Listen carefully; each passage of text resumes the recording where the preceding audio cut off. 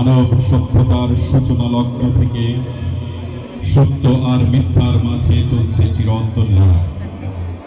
পৃথিবীর শেষ দিন পর্যন্ত এ লড়াই থাকবে অব্যাহত।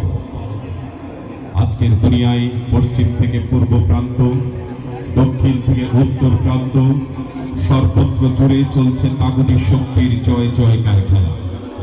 সারা পৃথিবীর সমস্ত কুফরি শক্তি ঐক্যবদ্ধভাবে হাতে হাত রেখে কাঁধে কাঁধ মিশিয়ে আধুনিক সমস্ত শস্ত্র নিয়ে ঝাঁপিয়ে পড়ছে এক একটি মুসলিম রাষ্ট্রের উপর, গড়িয়ে দিচ্ছে এক একটি মুসলিম রাষ্ট্রের নাম ও নিশানা, যার জ্বলন্ত প্রমাণ ইরাক, আফগানিস্তান, ফিলিস্তিন, কাশ্মীর, চেচনিয়া, বসনিয়া, লিবিয়া সহ বিশ্বের অসংখ্য অগণিত নাম না জানা মুসলিম জনপদ।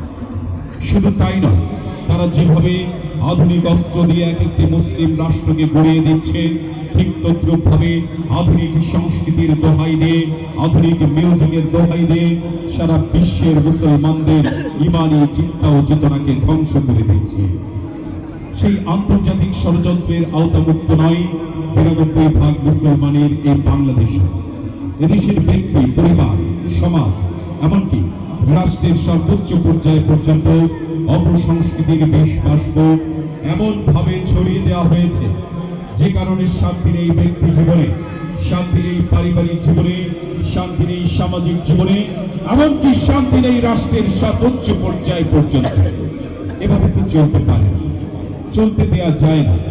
আপনাকে জাগতে হবে, আমাকে জাগতে হবে, জাগতে হবে প্রতিটি সচেতন মুসলিম নাগরিককে।